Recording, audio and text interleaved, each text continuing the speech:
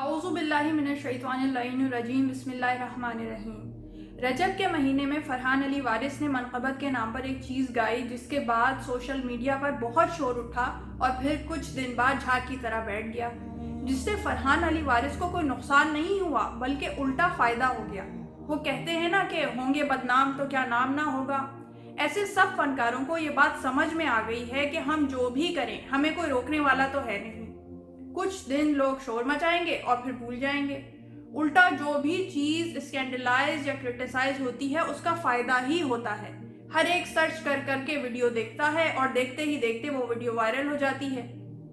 भाई सीधी सादी मनक़बत पढ़ते तो कहाँ इतनी शोहरत होती। ये कोई गलती से नहीं करता, सोचे समझे प्लान के मुताबिक ऐसी चीज़ें बनाई जाती हैं।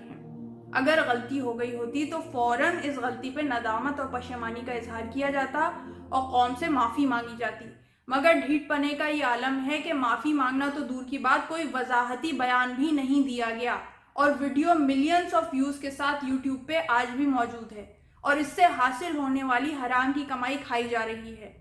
एक तरफ तो हराम काम और हराम कमाई खाई जा रही है और दूसरी तरफ जियो की एहसास रमज़ान की कव्वाली में हसास मोमिन होने की अदाकारी की जा रही है।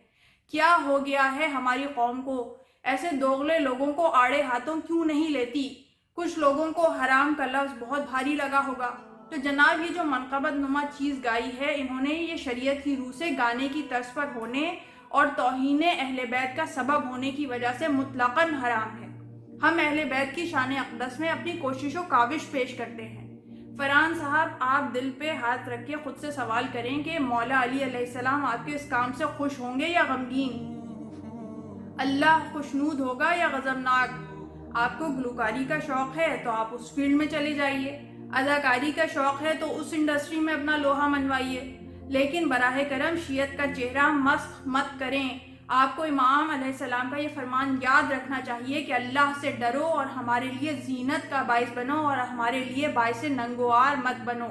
अगर हम इस किस्म की हरकतें करने वालों से सख्ती से निपटेंगे तो ही उनका रास्ता रुकेगा।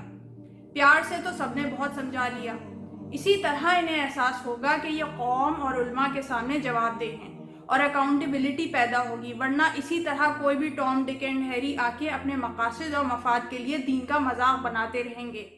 इससे पहले कि कोई और नमूना पेश किया जाए, मैं बतौर शिया आलिमा पूरी मिल्लत तशय्यो की जानिब से फरहान अली वारिस से मुतालबा करती हूँ कि कौम से इस शर्मनाक हरकत पे माफ़ी मांगे और फ़ौरन अपने चैनल से वीडियो रिमूव करें।